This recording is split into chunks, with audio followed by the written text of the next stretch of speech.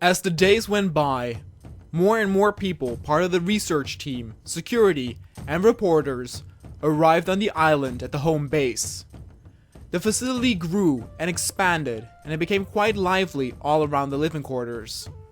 Each member had their own designated section, with the scientists and security giving out reports in a specific press area. The entire world tuned in on the news to follow the latest developments on the island. The entrance of the base camp had been secured by large fences on either side. It resembled almost a tunnel, and whenever an expedition team headed out to scout ahead, they would leave from this area. Luckily for the crew and people back at the camp, this area was mostly populated with bigger herbivores like the Stegosaurus. For scouting further ahead, to places like the swamp area or the plains where the main herd roamed, the people often resorted to scouting by helicopter.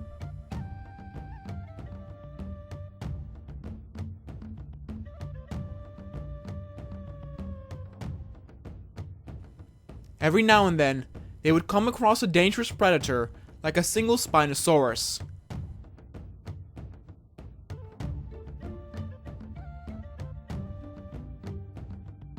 Luckily, they did not get too close to the base, and with tranquilizer darts, predators that came too close were moved further away from the base.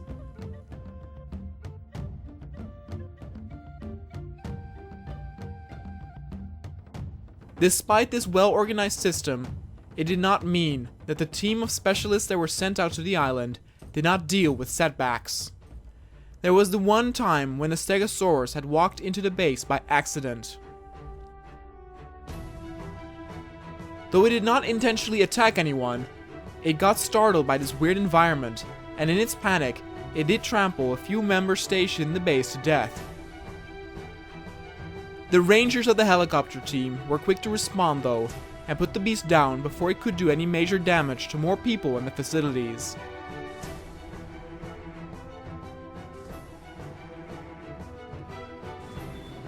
It was moved again to avoid a similar scenario.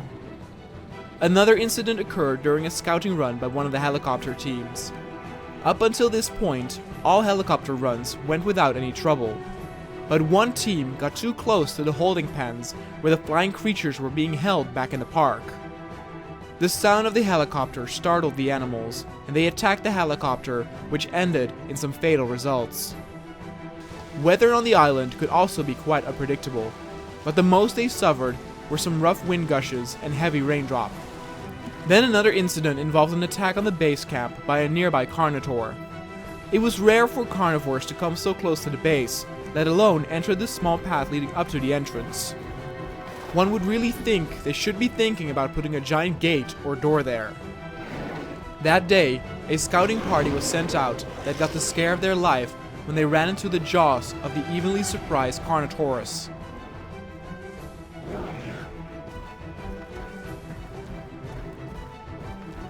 Once again, similar to the incident involving the Stegosaurus, the Carnotaurus was mostly just confused and scared about this artificial place he had walked into.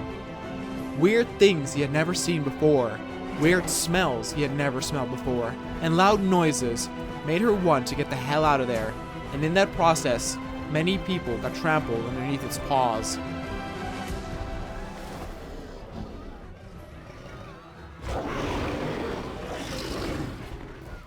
The ranger team was on it again, but the target was more mobile and smaller than the previous encountered Stegosaurus. It took several minutes before enough darts could be shot into the dinosaur to put it down.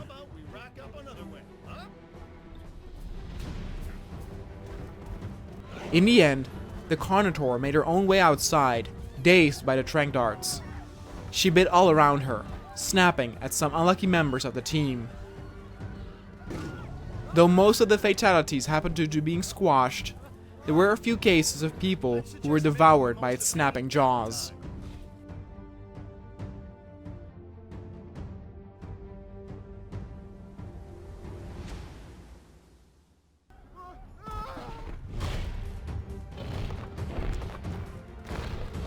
But after the tragic events at the park, The members who arrived at the island knew that this could happen.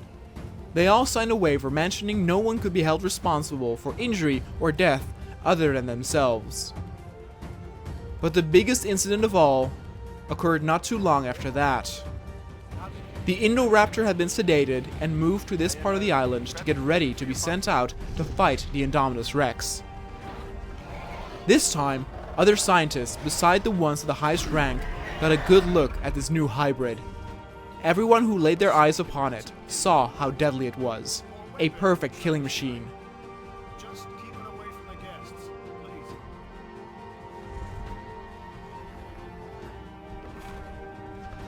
You could look in its eyes and see it figuring stuff out. Immediately, it was trying to find opportunities to escape its pen. But security had learned from their mistakes at the park previously.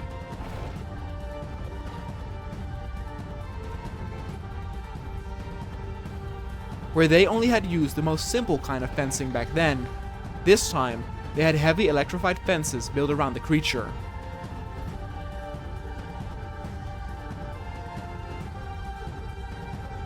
The Indoraptor tried a couple of times to escape by attacking the fence, much like the T-Rex had done in the park, but it was for naught. The interesting detail though was that every time the Indoraptor attacked, it attacked a different area of the fence. Never the same place twice. But disaster struck when one day a sudden storm formed over the island. They had to deal with bad weather before, but this was unlike anything they had dealt with. A small tornado soared through the camp, picking up people, vehicles, and parts of the buildings alike. Communications were down, buildings collapsed, and many parts of the base were without power now. And that small detail was also noted by the Indoraptor. It did not take long before it noticed that the power was out and it ripped itself through the thick metal bars. It snuck up on the security and science personnel assigned to its pen. Due to communications being out, the security were unable to call in help before it was too late. Then it did not take long for the Indoraptor to make its way to the main area of the camp. As people started to notice that the predator was loose, the weather cleared up as well. But help was still far out. They had no contact with other outposts across the island, and many of the rangers were wounded or scrambled within the chaos. They had no choppers that could fly. They were completely on their own. And the Indoraptor loved it. The carnivore was artificially made and spent most of its time in test labs in small areas. Having this much space felt exhilarating, and though it too did not understand what exactly was going on, unlike the Stegosaurus and Carnotaurus, the Indoraptor did not panic. Part of the wall had been destroyed by the tornado, and some team members had ran through the jungle far from the home base. But the Indoraptor did not pursue them, and instead made a quick stop to find a spot to drink.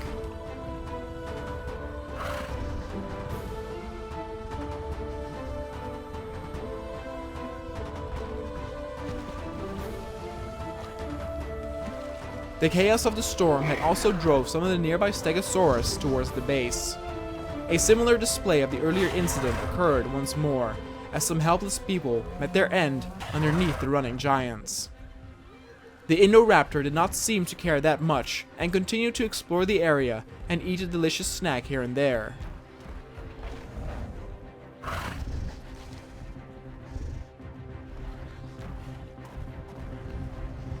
It grew an accustomed taste to human flesh, and with every kill, it wanted more and more.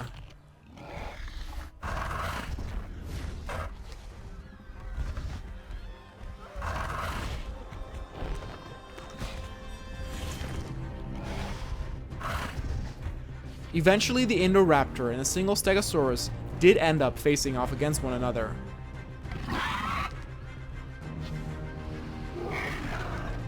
The result was pretty predictable.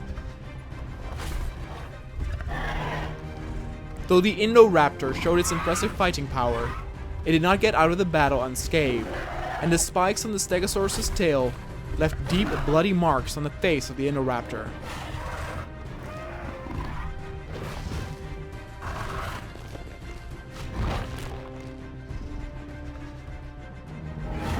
Power was still down, but a checkup squad from a nearby base had arrived after the weather had cleared up, and one of the helicopter teams tried its best to sedate the Indoraptor. Finding the Indoraptor was one thing, as it was quite small if it traveled on all fours.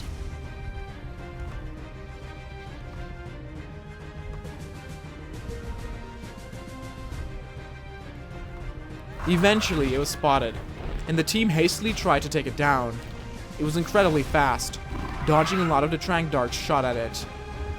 Eventually it was taken down, but not before it could end a lot more people's lives before succumbing to the chemicals in the tranq dart.